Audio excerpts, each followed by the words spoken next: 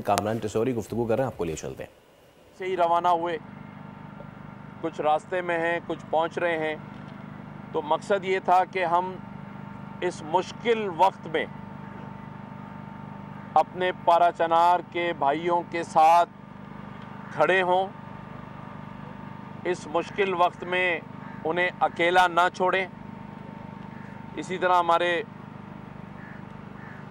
Doctor Farooq Sattar भाई आज वहाँ से आए और हम सब, ये मैं आपको बताता चलूँ, इस मामले को पाराचनार जाकर और उस जरगे के साथ बैठकर भी हल करवाने के लिए तैयार थे। और हुआ ये कि जब मैं यहाँ से बात करके खालिद भाई से इजाज़त लेके कराची गया तो मैं सबसे पहले अल्लामा शहनशाह नकवी साहब के घर गया। उसके बाद मुफ्ती अब्दुल रहीम साहब के पास गया, उनकी रिहाइश गया। उसके बाद हमने सिपह साहबा के औरंगज़ेब फ़ारूकी भाई से बात की और उसके बाद आयतुल्लाह गरबी और जितने हमारे राजा नासिर अब्बास साहब, इन सब से बात करने का मकसद ये था कि इस मामले को बैठकर दोनों फ़रीक़ैन के दरमियान सुलह करवाकर आगे बढ़ा जाए, रास्ता खुल जाए और मामूलात ज़िंदगी जो हैं वो अपने हिसाब से चलने लगें। और अल्हम्दुलिल्लाह हमारी इस बात के बाद मुफ्ती अब्दुल रहीम साहब इस्लामाबाद पहुंच गए। अल्लामा शहनशाह नकवी साहब की फ़्लाइट सुबह 7 बजे की थी। बाकी सब भी उलमाए कराम यहाँ मेरे साथ पहुँच रहे थे। लेकिन रात को जब मेरी बात हमारे MNA हमीद हुसैन भाई से हुई तो इन्होंने मुझे एक अच्छी ख़बर सुनाई कि रात 11 बजे दोनों फ़रीक़ैन के दरमियान मुआहदे पे दस्तखत हो जाएंगे और सारी चीज़ें ठीक हो जाएंगी। तो फिर हमने कहा कि ठीक है, हम फिर यहाँ नहीं आते। हम अपनी उन तैयारियों में लग गए जिस अद्वियात बाकी चीज़ें ज़फ़र अब्बास भाई कर रहे थे। लेकिन अभी आज मेरी जब हमीद हुसैन भाई से बात हुई है तो इन्होंने मुझे बताया कि मामलात अभी तक रुके हुए हैं। तो मैंने इनसे कहा है, और हम अभी डॉक्टर खालिद मकबूल सिद्दीकी भाई भी आपसे बात करेंगे, हमीद हुसैन भाई भी बात करेंगे, ज़फ़र अब्बास भाई भी करेंगे, फ़ारूक भाई भी, कि हमने आज भी इस बात को, इस पेशकश को रखा हुआ है कि तमाम उलमाए कराम के साथ बैठकर हम जरगे के साथ कोहाट जाकर और पाराचनार भी जाकर लोगों के साथ बैठकर जो स्टेक होल्डर्स हैं इस मामले को हल करने और करवाने के लिए बिल्कुल तैयार हैं। और इंशाअल्लाह ताला उम्मीद है कि ये दोनों फ़रीक़ैन के दरमियान ये मामला जल्द तय पा जाएगा इंशाअल्लाह ताला। मुझे पूरी उम्मीद है।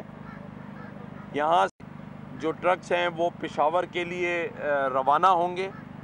वहाँ हमारी बात हो गई है, वहाँ से ये तमाम सामान अद्वियात हेलीकॉप्टर के ज़रिए, जहाज़ों के ज़रिए भिजवाने का इंतज़ाम कर लिया गया है और ये चीज़ें उन तक पहुँच जाएंगी जो इस वक्त शदीद परेशानी में मुब्तला हैं अद्वियात के हवाले से, ग़िज़ा के हवाले से। तो मैं समझता हूँ कि हम अपना किरदार इंशाअल्लाह ताला अदा करने के लिए तैयार भी हैं, कर भी रहे हैं और उम्मीद के साथ कि मामलात जल्द ही तय पा जाएंगे और हम सब उन लोगों के साथ इस मुश्किल वक्त में जो खड़े हैं इंशाअल्लाह ताला आगे भी खड़े रहेंगे। मैं खालिद भाई से कहूँगा कि जी अस्सलाम वालेकुम मौजूद साफ़ी हज़रात, कैमरामैन, आप सबके इल्म ही है कि गवर्नर एक आइनी ओहदा है, लेकिन गवर्नर सिंध ने जिस तरह उसको अवामी खिदमत में तब्दील किया है, ये आने वाले तमाम वक्तों के लिए हमारे पास एक मिसाल के तौर पे मौजूद रहेगा। उन्होंने सिंध के अंदर तमाम शोबाए ज़िंदगी में लोगों को मुस्तहिक तालिब इल्मों को आला तरीन ज़रूरत वाली तालीम, गरीब लोगों को उन्होंने रोज़गार भी दिया है और इसके साथ साथ ज़रूरत ज़िंदगी भी मुस्तकिल हर रोज़ उनके घर, इनके गवर्नर हाउस से तकसीम होती है। मैं इस पर बड़ा अल्लाह का भी शुक्र अदा करूँगा कि अब गवर्नर सिंध, जिनका दायरा कार सिंध तक था, उन्होंने इसी इंसानी हमदर्दी को पाकिस्तान के आखिरी तक कोने तक पहुँचाने का जो फ़ैसला किया है और उसमें ख़ुद अपने ऑफिस के ज़रिए मुख्तलिफ़ पाकिस्तानी कौमियतों, मज़हब, ज़बान, जिसकी बुनियाद पे भी जो तकसीम है, उसमें अपना किरदार अदा करने के लिए भी जो कोशिश की है, ये मिडिल क्लास की लीडरशिप के नताइज हैं। जहाँ जहाँ भी ये तरीक़ाकार के वो लोग जो आम पाकिस्तानियों के दुख और दर्द से न सिर्फ वाकिफ़ हों बल्कि उससे गुज़रे हों, वही ये काम कर सकते हैं। और हम पूरे पाकिस्तान के कोने कोने के, पाकिस्तान के तमाम लोग, तमाम ज़बानें, तमाम मज़ाहिब, तमाम फ़िरक़े और मसलक, सब के लिए हमारे गवर्नर हाउस के दरवाज़े खुले हुए हैं। MQM के बाहें खुली हुई हैं और एक बार पाकिस्तान इस तर्ज़ सियासत से मुतारिफ़ हो जाएगा तो इंशाअल्लाह बहुत सारे मसाइल खुद हल हो जाएंगे।